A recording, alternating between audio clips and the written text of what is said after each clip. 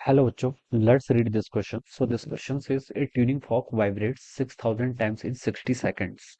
If the sound wave produced travels at 330 metre per second, then find its wavelength. इसकी wavelength आपको यहाँ पर बतानी है, ठीक है.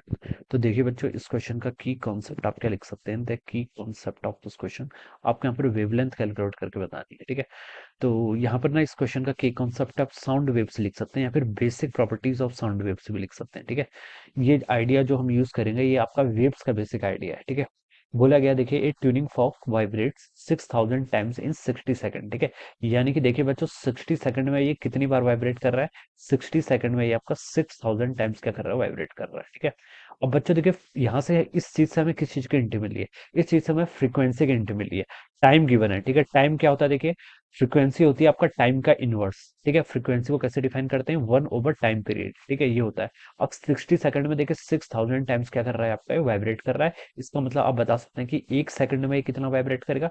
60 से इसको डिवाइड कर लेंगे तो 100 आ जाएगा, ठीक है. तो लिख सकते हैं क्या, 100 टाइम्स, ठीक है.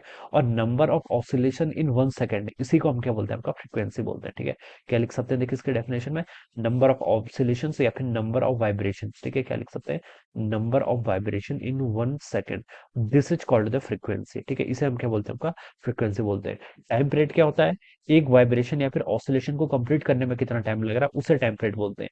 बट फ्रीक्वेंसी क्या होती है, एक सेकंड के अंदर आप कितने ऑसिलेशंस कर रहे हैं, that is called the frequency. Okay.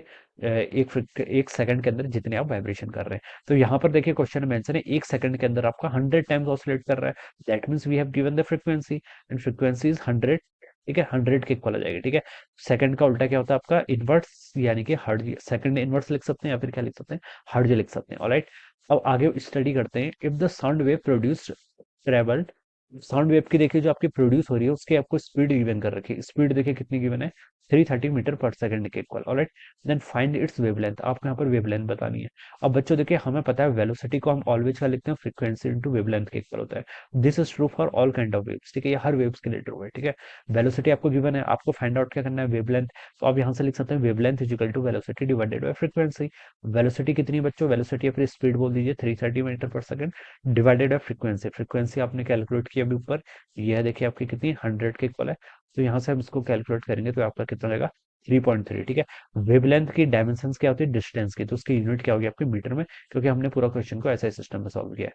तो कितनी वेवलेंथ हो जाएगी इसकी, देन फाइंड इट्स वेवलेंथ हमसे क्वेश्चन में पूछा गया. It will be equal to 3.3 metre. Alright. So this will be the correct answer of this question. So I hope you are understood this concept. All the best and thank you so much.